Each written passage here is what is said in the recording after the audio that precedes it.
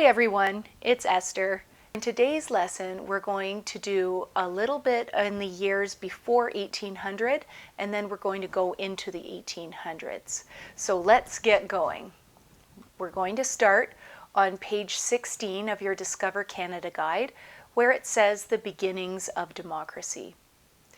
And it's important for us to all have a common understanding of the word democracy because it's so important to our understanding of Canadian politics and history. The word democracy most often refers to a form of government in which people choose leaders by voting. So when we see words in the guide like elected assembly or representative assembly, it means the leaders of that government were chosen by the people of the land in an election. So looking at your guide, we see that the first representative assembly was elected in Halifax, Nova Scotia in 1758, and then in Prince Edward Island in 1773, and then in New Brunswick in 1785. The Constitutional Act of 1791 divided the province of Quebec into Upper Canada and Lower Canada. When you're looking at this map, you might say, wait a minute, Esther, why is Quebec or Lower Canada and Ontario Upper Canada when it looks like Ontario is lower than Quebec on the map? Well, you're right, it is a bit confusing. Okay, going back to the Constitutional Act, the Atlantic colonies and the Canadas all together were known as British North America. We're going to talk more about governments later in this lesson, but for now we need to talk a little bit about Canada's economy in the 1800s. If you remember back to lesson 2, we talked a lot about how important the fur trade was to the British and the French colonies. We also talked about the Hudson's Bay Company and how important they were, especially in northwestern parts of Canada. The Hudson's Bay Company had trading posts in places like Fort Garry, which is now Winnipeg, and Fort Edmonton, all the way to Fort Langley, which is near Vancouver, and Fort Victoria. And I do hope you remember some of those names because those are capital cities in Canada now. The first banks opened in the late 1700s and the early 1800s. The Montreal Stock Exchange opened in 1832. But up until now, we've been able to see that Canada's economy was based on farming and exporting natural resources like fur, wood, and fish, using waterways and roads for transportation. On the top of page 17, we have an important event, the War of 1812, which really was a battle for Canada on Canadian soil. This war was tied to European wars, but it was mostly about American resistance to the British Empire, and Canada was still British. The Americans thought it would be easy to conquer Canada and invaded Canada in 1812. The good news for Canada is that Canadian volunteers and First Nations supported British soldiers in defending Canada and won in 1814. There are some people and places for you to know about, so let's look at those now. In this picture, in the top corner of page 17 of your guide, you see Chief Tecumseh in traditional Aboriginal dress and Major General Sir Isaac Brock shaking hands. Brock was killed while defending an American attack near Niagara Falls.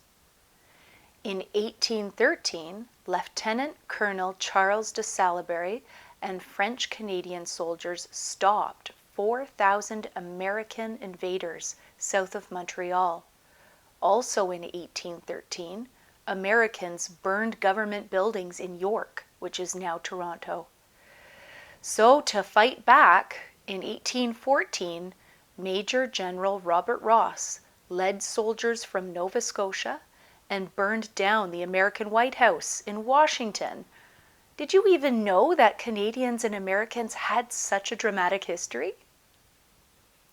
The War of 1812 is a really important part of Canadian history.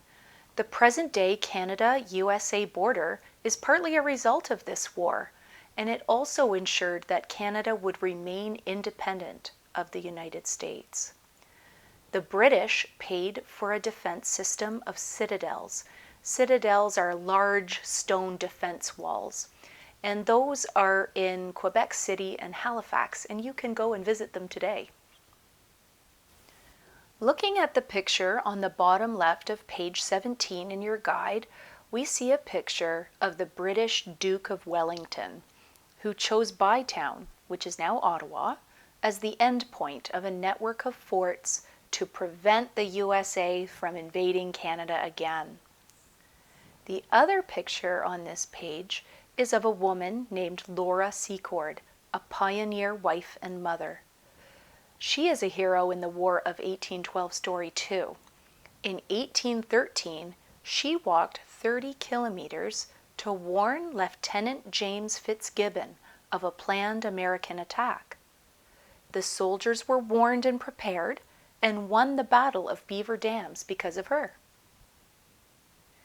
So now, when you're looking around your city at the street names and buildings and parks, see if you recognize some of the names we learned about in our lesson today, like Brock, Tecumseh, or Wellington. Now you know who they are. At the bottom of page 17, we see the title, The Rebellions of 1837 and 38. So at this time, in these years, Canada was a very young democracy, and it was still very heavy with British colonial power. The governors had a lot of power and control over the people. There were people who wanted to be more like the Americans, who wanted more power for the people and to have more democracy. These people were considered rebels, and some of them began to fight with weapons outside of Montreal and Toronto.